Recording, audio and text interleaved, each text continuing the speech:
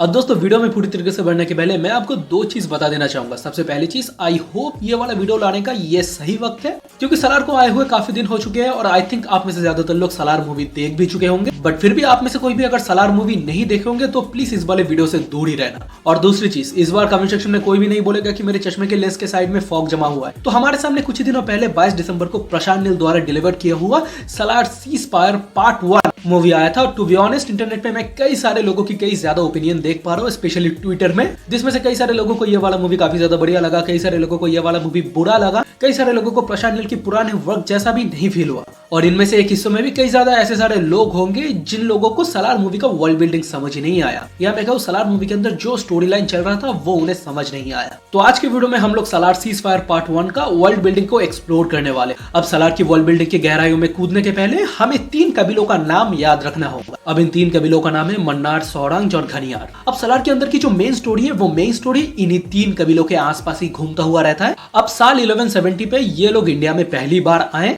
अब ये तीनों कबीले जिस जगह पे राज करते थे उस जगह का नाम पड़ा खानसार। अब इसके बाद हमें यह पता चलता है शिव मन्नार जो मन्नार कबीले का बिग डैडी है।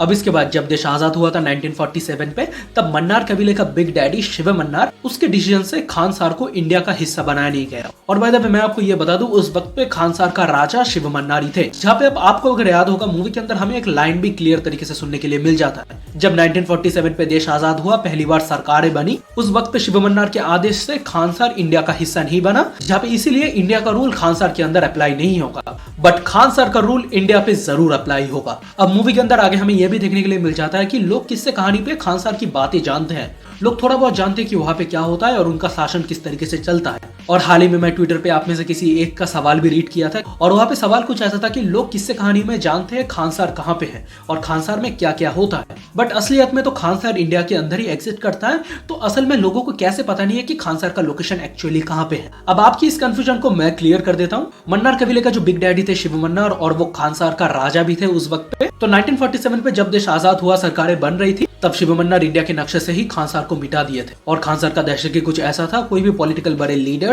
वो खानसार को छेड़ना नहीं चाहते थे। अब इसके बाद खानसार जो इतना बड़ा शहर था, उसको संभालने के लिए शिव मन्नार खानसार को टोटली 101 हिस्सों में बांट देता है। अब यहाँ पे शिव मन्नार द्वारा खानसार को जो अलग अलग हिस्सों में बांटा गया था, अब जो बांटे हुए हिस्से थे वहां से कुछ बिग डैडीज पैदा होना चालू हो गए, जैसे कि राजा के बाद मंत्री, मंत्री के बाद सेनापति, कुछ ऐसा टाइप का हो गया। अब ये जो खानसार की 101 भागों के अंदर अलग अलग लोगों को लेवल वाइज बांटने के बाद यहाँ से असली दिक्कत चालू होता है, जहाँ पे एकदम ऊपर में जो राजा रहेगा यानी कि शिव मन्नार, उनको कहा जाएगा कारपोस। अब यहाँ पे कहानी ठीक ठाक चल ही रहा होता है, तब इसके बाद कहानी शिफ्ट हो जाता है 1997 पे, जब यहाँ पे मन्नार कबीले की बिग डैडी शिव मन्नार का डेथ हो जाता है। अब इसके बाद कहानी पे एंट्री होता है हमारे धारा रायसा का। अब यहाँ पे धारा रायसा है हमारे सौरंग कबीले की बिग डैडी, जिनको एक प्रॉपर अपने लोग द्वारा पॉलिटिकल डेमोक्रेटिक तरीके से चुना गया था अगला राजा बनने के लिए। अब इसके बाद इस खानसार की कहानियों को और भी ज्यादा गहराई से जानने के लिए हमें जानना होगा निबंधना क्या है। अब यहाँ पे निबंधना ये है, ये जो तीनों कबीले हैं मन्नार, सौरंग और घनियार, इन तीनों कबीले की जो बिग डैडीज है वो सब मिलके खानसार की जो रूल है वो इस निबंधना के अंदर लिखा हुआ है। आप आसान शब्दों में ये भी समझ सकते हो, खानसार का ये एक टिपिकल रूल बुक है। और उस रूल बुक में तीनों सरदार द्वारा लिया हुआ एक डिसीजन भी लिखा हुआ था कि हर 40 सालों में एक के बाद दूसरा कबीला इन सिंहासन का असली वारिस बनेगा। जैसे कि अब शिव मन्नार खानसार का राजा है, अब खानसार के डेथ के बाद असली किंग चुना जाता धारा रायसा, जो सौरंग कबीले के मुखिया है। अब इसके ठीक 40 साल बाद घनियार कबीले के मुखिया को राजा की जगह चुना जाता। अब इसके बाद जैसे आप मूवी में देखे थे कि शिव मन्नार मरने के बाद सौरंग कबीले के मुखिया धारासा को ये वाला गद्दी मिलनी थी, पर यहाँ पे शिव मन्नार का बेटा राजा मन्नार रात के अंधेरे में छुप के पूरी की पूरी सौरंग कबीले को पूरा का पूरा खत्म कर देता है। अब यहाँ पे आप में से कुछ ही लोगों के मन में ये तो सवाल जरूर आया होगा कि यार यहाँ पे शिव मन्नार का बेटा राजा मन्नार निबंधना के खिलाफ गए, क्या उनके ऊपर कोई भी एक्शन लिया नहीं गया? जहाँ पे निबंधना का कानून खानसार के अंदर सर्वश्रेष्ठ है, जहाँ पे इन तीनों कबीले के बिग डैडी भी इस वाले कानून को ठुकराते नहीं है। तो ऐसे ही अचानक रात के अंधेरे में इन लोगों का काम तमाम कर दिया, तो इन लोगों के ऊपर इनके प्रजा ने जरा से भी सवाल नहीं उठाई। अब ये वाला सवाल पूछा भी मैंने तो जवाब भी मैं ही दे देता हूँ कि निबंधना में राज और शासन की बातों के साथ एक बात भी काफी ज्यादा साफ साफ तरीके से लिखा हुआ था कि बलवान की ही गद्दी, बलवान का ही शासन। थोड़ा बहुत इधर उधर हो सकता है, बट एक्चुअली बातें कुछ ऐसा था कि आप अगर पावरफुल हो तो खानसार आपके पैरों में है। अब यहाँ पे खानसार के अंदर 3 कबीले से सिर्फ और सिर्फ 2 ही कबीले बचे हुए थे, जिनमें से एक है ऑब्वियसली मन्नार कबीला और साथ ही में घनियार कबीला। जहाँ पे आके हमें मूवी के अंदर प्रवास से रिलेटेड एक फाइटिंग सीक्वेंस के अंदर ये भी सुनाई देता है कि शिव मन्नार शौरंग कबीले को पूरी तरीके से मिटा दिया, तो हमें क्यों जिंदा रह गए, हमें वो लोग क्यों मरवाए। और यहाँ पे घनियार कबीले की मुखिया ये कहता है हम में एकता नहीं था, शायद यही हमारी सबसे बड़ी कमजोरी थी, तो इसीलिए वो लोग हमें छोड़ दिए। जहाँ पे शिव मन्नार आगे अपने किंग वाले औहदे के साथ मन्नार कबीले को पूरे के पूरे खानसार के अंदर रिप्रेजेंट करता है घनियार कबीले के द्वारा। अब यहाँ पे हम लोग थोड़ा सा पैदाइश के ऊपर भी आते हैं। अब यहाँ पे मूवी के अंदर आगे हमें यह पता चलता है कि राजा मन्नार की टोटली 2 बीबियां थी। भाई मैं कहता हूँ यार पूरा का पूरा खानसार ब्लैक एंड व्हाइट है, बट राजा मन्नार के बेडरूम के अंदर ही सिर्फ रंगेनिया छाया हुआ है। अब इनकी पहली बीबी से एक बेटा और एक बेटी है। अब बेटी का नाम है राधा रमा और बेटा का नाम है रुद्र राजा मन्नार। अब इसकी सेकंड बीबी से इसकी 2 बच्चे थे, जिनमें से पहला बच्चा है वरदा राजा मन्नार। अब इनकी सेकंड बेटे का नाम है बाड़ची राजा मन्नार। अब इन दोनों का एक मामा भी है जिनका रोल प्ले कर रहा है हमारे टीटू आनंद। अब इसके बाद पूरी की पूरी कहानी शिफ्ट होकर राजा मन्नार के राज दरबार पे चला जाता है, जहाँ पे हमें यह दिखाया जाता है राजा मन्नार की बिग किंग कुर्सी के अलावा उनके लेफ्ट साइड पे 4 और राइट साइड पे 4 यानी कि टोटली 8 कुर्सियां लगा हुआ है। अब यहाँ पे सबसे पहले तो आपको ये जानना पड़ेगा ये जो 8 कुर्सियां 8 कुर्सी में जो सब लोग बैठने वाले उन लोगों का काम क्या होने वाला है। अब ये जो 8 कुर्सियां 8 कुर्सी का काम सिंपल ये है, राजा का जो पावर है वो पावर इन 8 लोगों में समान तरीके से डिवाइडेड कर दिया जाता है, जहाँ पे ये लोग बहुत बड़े डिसीजन तो नहीं ले पाएंगे बट एक अहम डिसीजन अहम वक्त पे ले पाएंगे। अब उन 8 चेयरों में से 3 चेयर पे राजा मन्नार की फैमिली के लोग ही बैठते, जहाँ पे उनकी पहली बीबी का बेटा रुद्र राजा मन्नार है और पहली बीबी का भाई ओम है और पहली बीबी की बेटी की पति भारबा है। अब इसके बाद बचे हुए रहते हैं हमारे घनियार कबीले के लोग, जिनमें से है रंगा, बाली, नारंग, चीका और गुरुम। अब इसके बाद जब कहानी आगे बढ़ता है तब हम ये देखते हैं राजा मन्नार की पहली बीबी की बेटी के पति भारबा राजा मन्नार से ये कहता है कि उनके सेकंड बीबी का जो बड़ा बेटा है वरदा राजमन्ना, उसको भी एक इन्हीं 8 गद्दियों में से एक गद्दी दिया जाए और उसकी पिछली जो सब गलतियां हैं उसको नजरअंदाज या माफ किया जाए। अब इसके बाद हमें यह पता चलता है राजा मन्नार वरदा राजमन्ना से इतना ज्यादा नफरत या मैं को हेट क्यों करते हैं। अब इसके बाद यहाँ पे कहानी शिफ्ट हो जाता है 1985 में, जहाँ पे वे वरदा अपने दोस्त देवा और उसकी माँ को बचाने के लिए खानसार के 101 टेरिटरी में से एक टेरिटरी घनियार के जो बिग डैडी है उनको सौंप दी। अब अभी के टाइमलाइन पे राजा मन्नार ये चाहते हैं, जहाँ पे 1995 में वरदा अपने दोस्त और अपने दोस्त के माँ को बचाने के लिए अपने टेरिटरी घनियार का जो बिग डैडी है उन्हें जो दे दी थी, और अभी के डेट पे उनका बेटा रंगा उस कुर्सी पे बैठा है।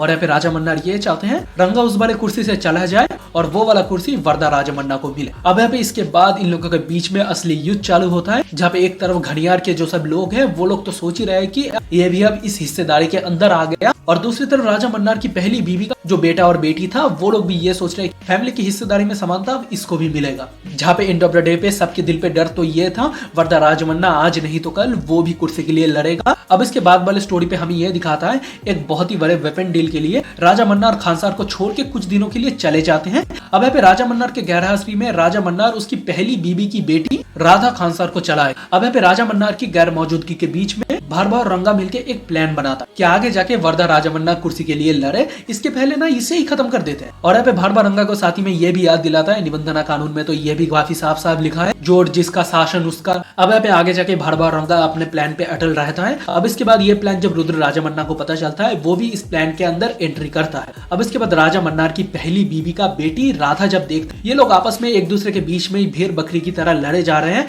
और इन सभी का रीजन सिर्फ एक ही है, वरदा राजा मन्ना। अब ये बात तो राजा मन्नार द्वारा राधा को तो पहले ही कहा गया था कि राजा मन्नार की गैर मौजूदगी में खानसार को राधा संभालेगा, और वो सही मौका देखते हुए सीज फायर का भी ऐलान कर देता है। और ये सीज फायर निबंधन में से ही लिया हुआ है, जहाँ पे सीज फायर का मूवी के अंदर आसान सा मीनिंग सिर्फ ये है जब तक खानसार का बिग डैडी यानी कि जो राजा मन्नार है वो जब तक नहीं आ जाते तब तक कोई भी फाइनल डिसीजन लिया नहीं जाएगा। अब इसके बाद इन सब के बीच में अचानक भारबा ये प्लान सबके सामने रखता है कि ये चीज तो निबंधना के अंदर भी लिखा हुआ है, क्यों ना हम सीज फायर लागू करना या सीज फायर ना लागू करना पूरा का पूरा वोटिंग के ऊपर ही डिपेंड करे। जहाँ पे ये जो सीज फायर का डेट है वोट की वजह से 9 दिन डिले होगा। अब इस 9 दिन में घनियार कबीला हर एक देशों से अपने आर्मी को लाना चालू कर देते हैं। अब यहाँ पे साथ ही साथ ये बात भी सबको पता था कि राजगद्दी के लिए एक आदमी जो मर गया है वरदा राजमन्नार, वो ही सबसे ज्यादा लड़खड़ाती हुई पतली कड़ी थी, उसको अगर रास्ते से हटा दिया जाए राजगद्दी के लिए कुछ तो फायदा होगा। तो इसके बाद हमारे वरदा राजमन्ना अपने दोस्त एके डायनासोर एके सलार को लाने के लिए चला जाता है। और यहाँ पे ये जो प्रवास का कैरेक्टर है ये वरदा राजमन्ना के लिए एक आखिरी होप, जहाँ पे उसे ये बात तो बहुत ही अंधा पता है और इसलिए उसकी गाड़ी के अंदर सिर्फ एक ही सीट खाली छोड़ा है कि यार हमारे साथ एक ही डायनासोर आने वाला है। और दोस्तों मैं एक चीज बोलना आप लोगों से भूल गया था, तो इसीलिए ये वाला शॉट मुझे बीच में डालना पड़ रहा है कि इन जो खानसार की स्टोरी है इन सब स्टोरी के बाद हमें ये पता चलता है शौरंग कबीला का जो मुखिया था दारासा, उसका भी एक वारिस था जो बच गया था मन्नार कबीले के हमले से, और वो और कोई नहीं हमारा प्रभास एके सालार। और मैं आपको एक चीज बताने वाला हूँ यार, बहुत ही ज्यादा मेहनत लगा ये वाला वीडियो बनाने में, और मैं पूरा प्रॉपर 4 घंटे के करीब इस वाले वीडियो की स्क्रिप्टिंग पे दिया, और उसके बाद स्क्रिप्ट को एनालाइज करके उस वाले चीज को ठीक तरीके से सजा के बोलते हुए वीडियो रिकॉर्ड करता हुआ मुझे 2 घंटा हो चुका है। तो प्लीज यार मैं सिर्फ आप लोगों से एक सिंपल चीज मांगने वाला हूँ, नीचे जो लाल कलर का सब्सक्राइब बटन है उसे दबा के ग्रे कर दो, और साथ ही में वीडियो को लाइक भी करो अगर ये वाला वीडियो अच्छा लगा है। क्या आप इस बार सालार की जो वर्ल्ड बिल्डिंग है उसको समझ पाए या नहीं? जितना हो सकता था मेरे लिए मैं आप लोगों के सामने आसान से सालार सीज़फायर पार्ट 1 को खोल के पेश किया। बाकी आप लोग नीचे कमेंट सेक्शन में बताओ आपका ओपिनियन क्या है। और आई नो मुझे पता है यार बीच बीच में कुछ चीज़ें हैं, मैंने थोड़ा सा इधर उधर थोड़ा सा गलत बोल दिया, थोड़ा सा गलत प्रोनाउंसिएशन हो गया, आप लोग थोड़ा सा उन सब चीज़ों को प्लीज़ प्लीज़ प्लीज़ इग्नोर कर देना। और इसी के साथ रेबल मून पार्ट 2 की ऑफिशियल टीजर का भी मैंने रिव्यू कर दिया है, वो वाला वीडियो आपने अभी तक नहीं देखा होगा तो वीडियो आपको यहाँ पे शो हो जाएगा, आप एक बार जाके जरूर चेकआउट करना। और इसी के साथ देखते रहिए मेन वर्सेस टॉप, मिलते हैं नए वीडियो पे, बाय बाय।